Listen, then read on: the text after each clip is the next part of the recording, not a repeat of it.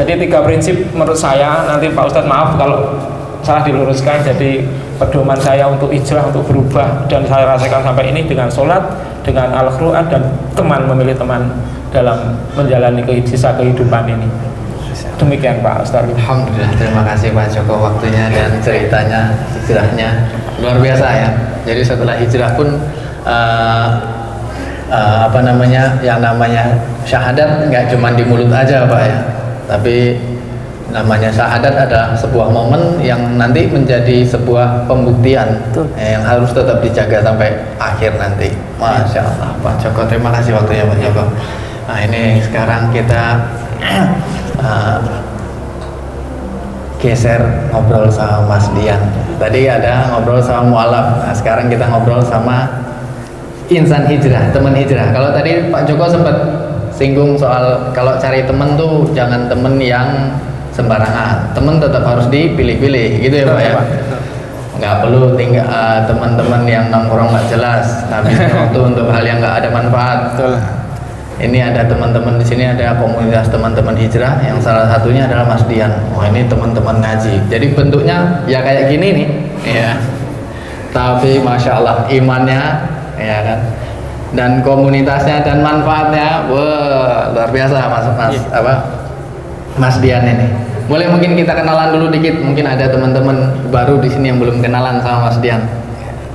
Assalamualaikum warahmatullahi wabarakatuh. Waalaikumsalam warahmatullahi wabarakatuh. Saudara-saudaraku yang semoga dirahmati Allah. Kurang dekat katanya. Nama saya Dian. Nama panjangnya, nama sebenarnya belum banyak yang tahu ya mungkin ya. Sudah ada yang tahu itu kayaknya Pak. Ustadz Pras yang tahu. Oh belum. Nama asli saya Iksan Nurdianto, biasa dipanggil Dian. Saya itu lahir dari bapak seorang mu'alaf sebenarnya, ibu seorang muslim, tapi ya begitu, karena lingkungan jadi mempengaruhi ya. Zaman dulu mungkin bapak saya masih lingkungannya seperti itu ya. Jadi dari kecil saya itu nggak karuan ya gitu. Sampai tahun berapa Mas Dian memutuskan untuk hijrah? Sebenarnya kalau hijrah itu saya itu malu ya Mas kalau mau disebut insan hijrah ya. Jadi insan apa? Insan soleh kalau gitu. Coba jadi orang yang lebih baik ya. Oh masya Allah. Oke. Soalnya kalau kita ngomong hijrah, suatu saat itu kita bisa futur lagi seperti yang pernah saya alami gitu ya. Oh jadi liku-liku perjalanan itu bisa ini naik, bisa turun, bisa naik, tergantung kita bawanya itu ya. Dulu saya pernah pertama kali belajar agama, memutuskan hijrah sekitar tahun berapa ya? 2005, 6, 7, 8. kurang dekat. Sekitar tahun itu, tapi ya karena lingkungan balik lagi, kenal minuman lagi, kenal sabu, kenal ganja, sampai kayak gitu ya, masuk penjara berulang kali ya gitu, urusan polisi. Walaupun udah hijrah itu waktu itu Iya, udah ngaji ya? Udah ngaji udah. Tapi ternyata nggak ninggalin komunitas lama. Ketemu lagi pengaruh itu tadi. Sulit ya kalau ya itu tadi pilih-pilih lingkungan. Namanya kalau kita, makanya saya itu malu kalau mau nyebut diri saya itu insan hijrah kayak gitu. Soalnya manusia itu kan nggak luput dari yang namanya godaan itu kan. Kalau kita sampai terlena sama sebuah komunitas, organisasi, apa lingkungan kayak gitu yang nggak baik sama diri kita, pasti kita terbawa ya, nggak kuat imannya gitu, ke bawah lagi pengaruhnya. Sepele sih, saya tuh dulu ditawarin, saya dulu juga minum, dari SD pun saya sudah minum karena sering minum anggurnya bapak saya itu saya minum dulu. Dari kecil itu udah kenal minuman keras gitu loh. Terus hijrah, ketemu teman-teman yang dulu di pondok gitu, saya diajak ngaji kan di Golan kayak itu, diajak kasihan di sana tahu agama. Kok bisa awal-awal tiba-tiba dari yang komunitas yang kurang oke, komunitas minum, tiba-tiba bisa masuk ke komunitas ngaji, itu kepikirannya gimana sih? Kepikiran dulu tuh heran Main ikut aja gitu. Teman-teman yang ngajak aku ngaji itu teman-teman kecil dulu. Oh, teman-teman satu kampung dulu kan, kita di kampung sering main burung dara itu ya. Nah itu aku tuh heran kok teman-temanku ya udah jenggotan celana cingkrang kayak gitu kok masih mau main sama aku ya, orang yang seneng mabuk kayak gitu, main gulung darah. Terus aku tanya-tanya, kok kamu sih ngaku tuh mas, kok masih mau main sama aku ya, orang kayak gini. Memang salahnya di mana? Nah, terus aku penasaran tanya-tanya sampai diajarin. Ya udah ini aja, daripada kamu kebanyakan tanya aku, nanti kalau aku jawabnya salah, mending kamu ikut pengajian. Akhirnya ikut pengajian. Pengajian tadi.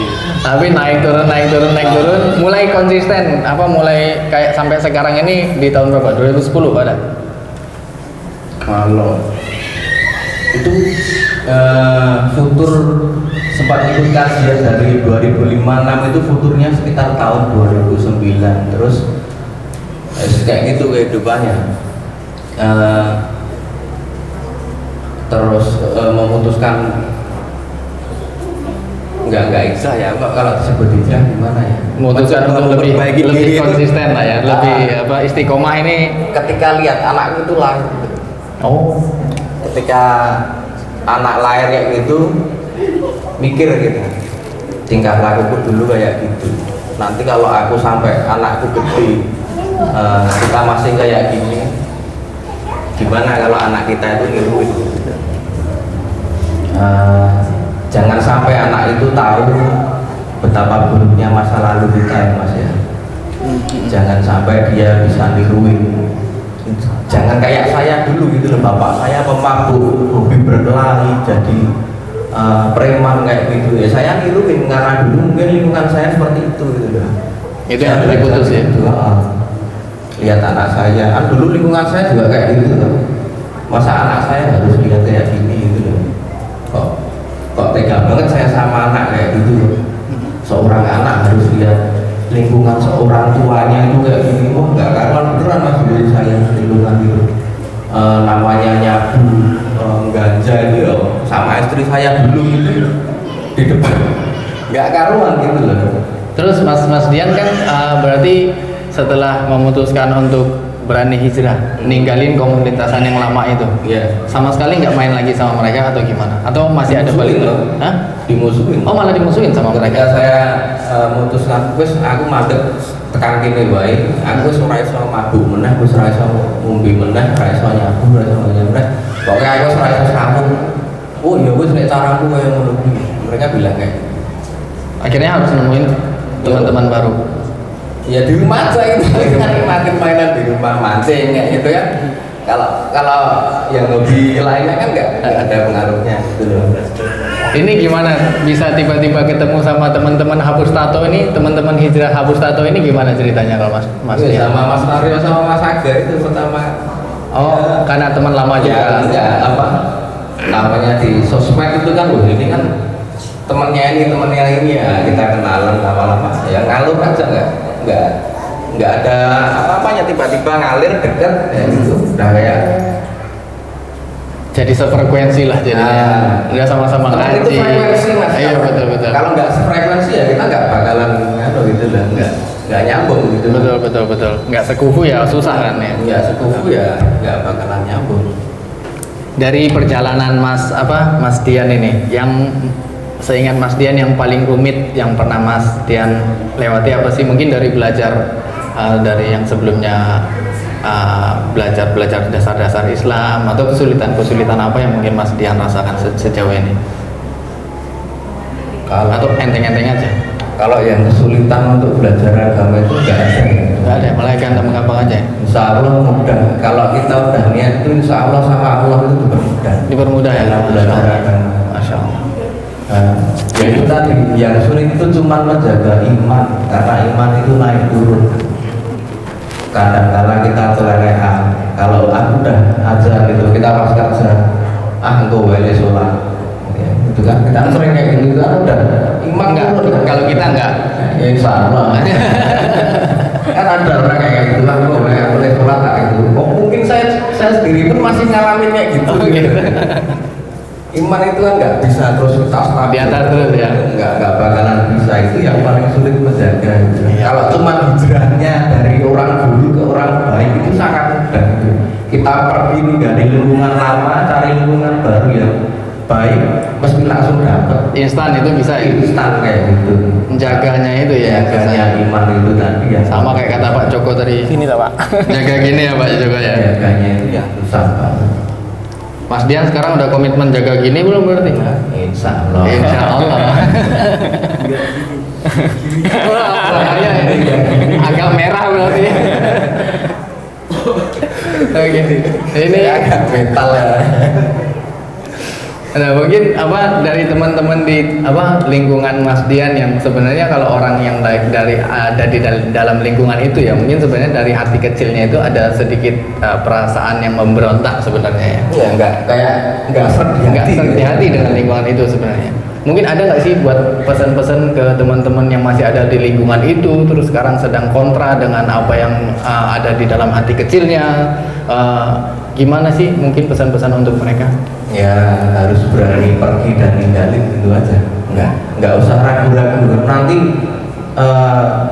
kalian ditinggalin oleh komunitas apa lingkungan lama itu mesti akan datang ganti. Teman-teman itu pasti ada, nggak bakalan.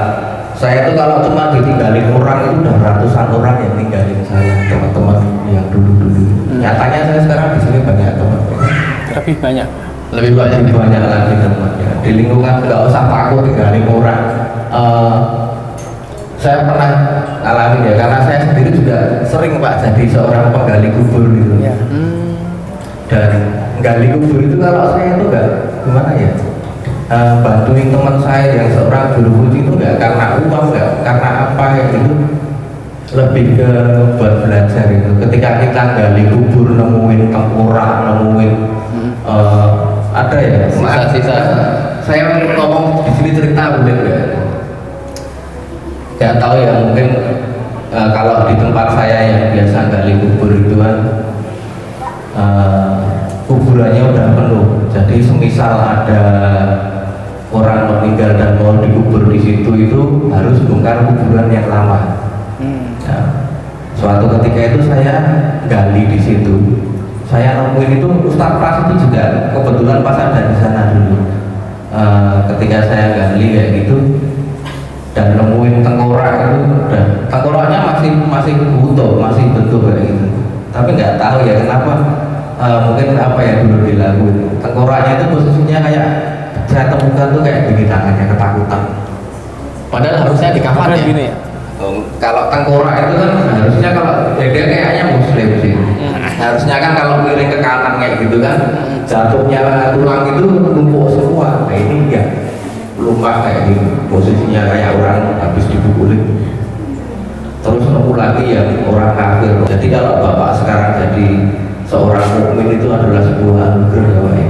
Saya pernah nemuin tengkorak orang kafir.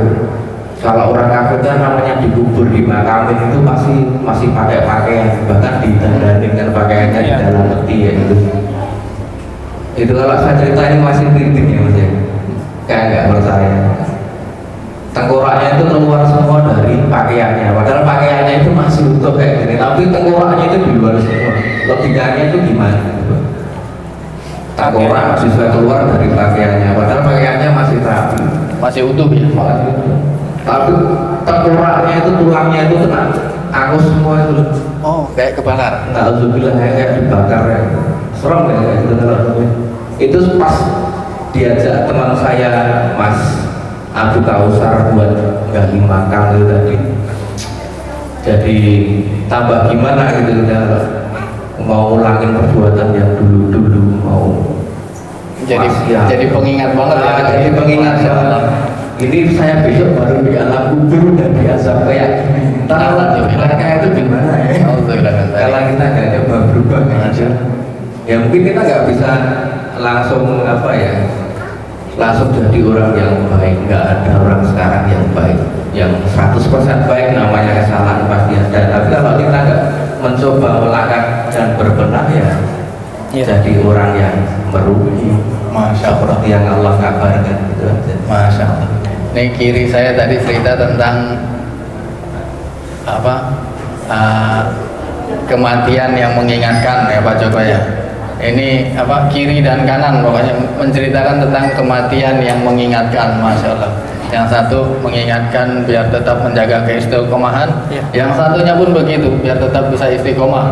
Masya Allah. Jadi dalam memang juga sering saya dengar ya Mas Dian ya, cukuplah kematian menjadikan nasihat ya.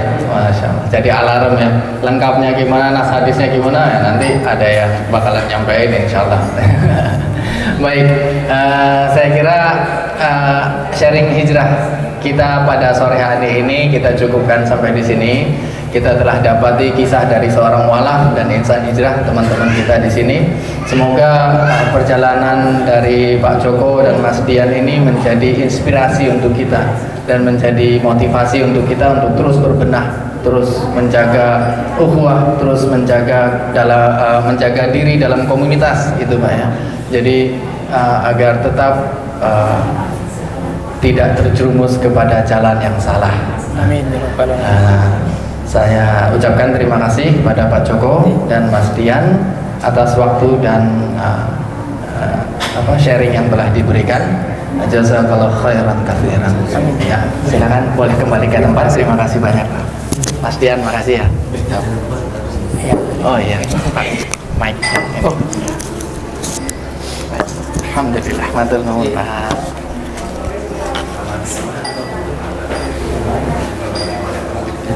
Alhamdulillah, kita masuk kepada agenda kita yang berikutnya. Karena sudah saya dengar dentingan gelas di belakang yang semakin menggoda iman ya. Sambil menunggu dentingan suara azan, kalau suara azan nggak dentingan ya. Sambil menunggu waktu azan memasuki waktu maghrib, kita akan ditemani oleh Ustadz kita Al-Mukarram Ustadz Prasetyo Djoko Hertanto.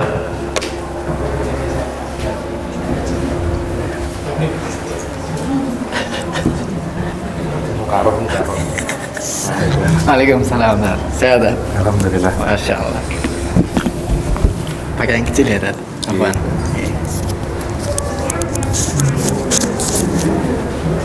Langsung isi aja ya Dad. Langsung aja. Boleh. Ya, silakan.